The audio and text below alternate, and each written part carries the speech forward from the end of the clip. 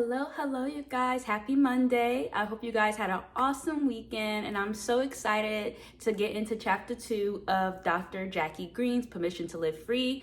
And chapter 2 is called Permission to Wake Up. This is going to be a great video. I'm so excited. Don't mind me. I do have some notes here that I'm going to be looking down and reading off of. Chapter 2 is called Permission to Wake Up.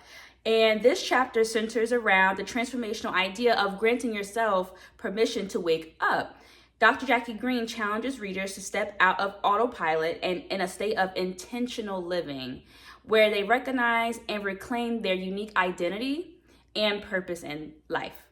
So some of the key themes and insights from chapter 2 was, let me see here, I have the first thing I wrote about was spiritual awakening. Dr. Greene invites readers to wake up spiritually, shedding layers of being complacent and reconnecting with God's vision for their lives. She highlights that living fully awake means walking in alignment with your divine purpose that God has already ordained over your life, and not merely just existing and conforming to society's rules or expectations for your life. The second theme is breaking the cycle of numbness. So many people, they live trapped in their routines and they define themselves by other people's words and what's the roles that society or the labels that society has put onto them. And it may feel not authentic, but they still live in that truth because they don't have the self-confidence within themselves to live freely in who they are. So permission to wake up is about breaking free from the fog of daily life and recognizing areas where you've become numb and daring to step into clarity and really being your full authentic self.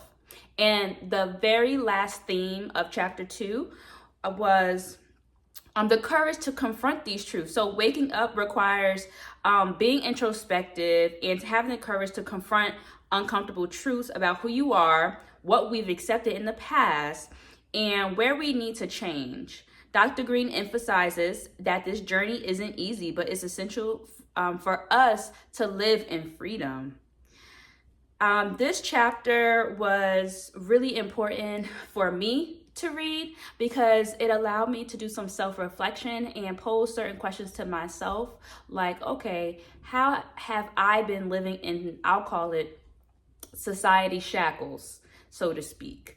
And what are some things that have happened in the past where it shaped me and I believed people's words about me and how that affected me long term? And I think we all should take a moment every day, not every day, but just really take a moment and just in general and reflect on these past situations and how they affect us today.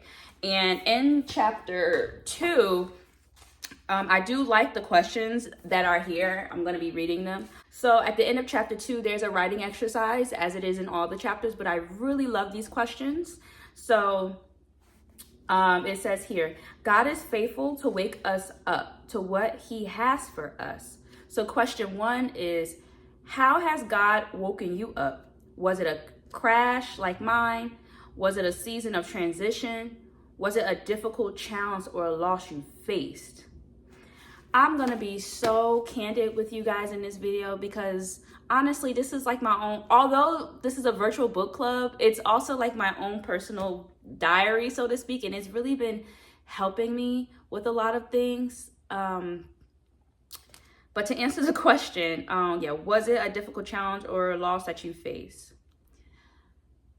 I think just going through my breakup. So if a lot of you guys don't know, I don't talk about it often. I'm not public about it, but I was in a 5-year relationship. I'd known them for 10 years and we broke up, I would say at this point now, a little over 6 months ago.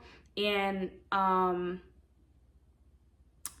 it's not fun. I don't really have the words to put on it. I don't want to talk too deep about it. However, this has been the most painful, also transformational 6 months of my life. I realized that I got so used to being in routine with that individual, and it's not a bad thing. I'm not saying that in a negative way. However, I completely lost myself.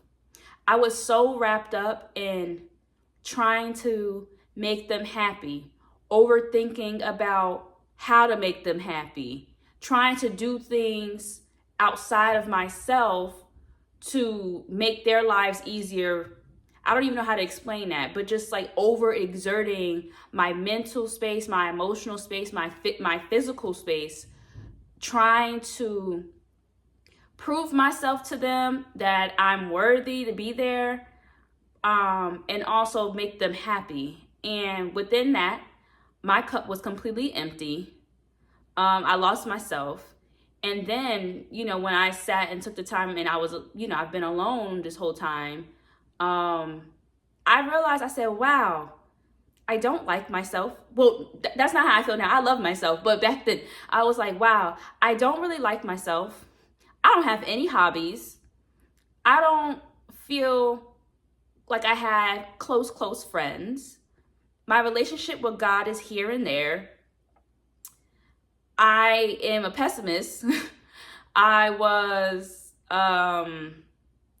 just like, didn't see the joy of living. And that's so sad, because I have my real personality, I have such a spark for life. I love people, I love living, I love new experiences. But at that time, that just wasn't my viewpoint. I just was like, I was mourning the loss of that person, mourning the loss of my future with that person.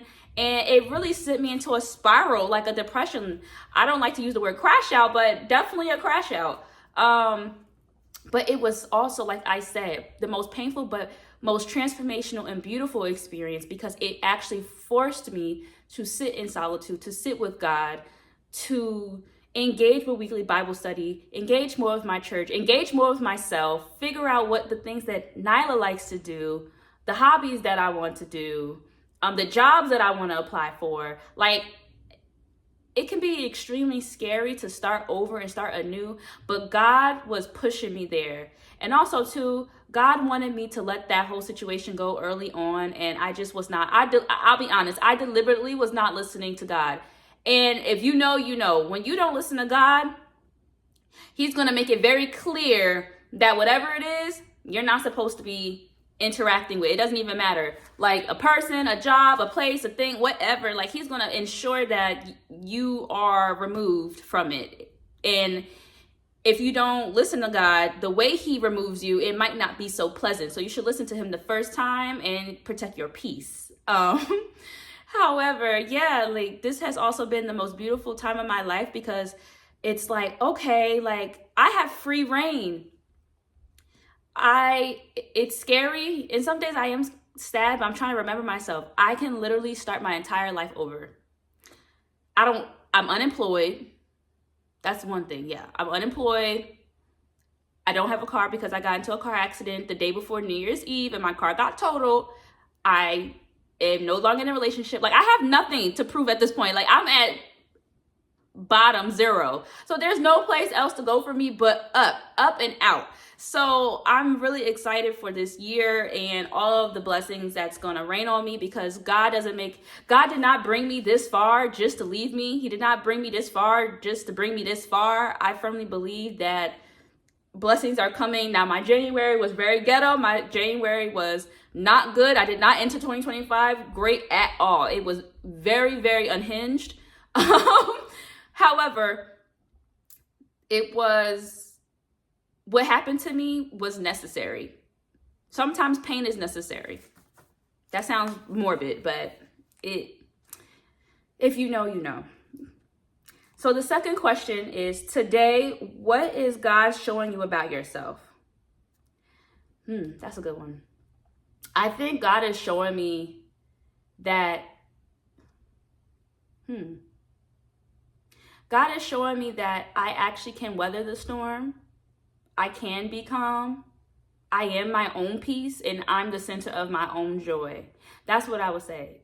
I am the center of my own joy. I fully love spending time with myself, and before I didn't think it was possible, but I'm the center of my own world, and I love it, and it should have always been that way. But again, I used to be a people pleaser, so there you go. And the last question is, What in this chapter helped you notice and connect with the way God is waking you up? I mean, just the entire chapter in general, like the overall message, I resonate with deeply because it's not, I mean, it wasn't just my breakup, like that one isolated event that, God woke me up. It was a series of events. Also, like having the ability to pivot in life and let go and not have your hands so tight on things. Like, my car was total. I was so pissed. Like, literally, instead of being thankful for my life, I was sitting there pissed off because I'm like, oh my gosh, now I gotta pay a car note. I haven't had to pay a car note in over 2 years because I paid off my car. Instead of being thankful for being alive because it was a horrible accident, I'm sitting there pissed off about the silliest thing, a car note. And it's like, God probably was just looking at me like, are you serious right now? I literally, you're still here for a reason. And I have to remind myself that, like, yeah, I've had a lot of setbacks, but they're not setbacks. I'm trying to view it as like, things did not work out in my life. Several things did not work out for years in my life simply because I just was not in alignment. There was absolutely nothing wrong with me. I'm perfect the way I am. I'm made in God's image. I'm perfect in God's image. Just because things didn't work out, that does not mean that I lack or I wasn't enough in that space. It simply just means that was not for me. I was not aligned with that job, that person, that friend, that whatever. It was not meant for me. And that's okay. So I feel like now so much stuff just has not worked out for me. I'm like, this is the season of working out. I'm claiming it. This, like, blessings on blessings rain down on me. Okay, period. Because like I said, I am at rock bottom in the most positive way, and there's nowhere else to go. God did not bring me all the way here just to drop me off and like, okay, bye, figure it out on your own. No, like, he brought me through that so I can grow closer to him and solely rely on him and myself and believe in myself that I don't need nobody here.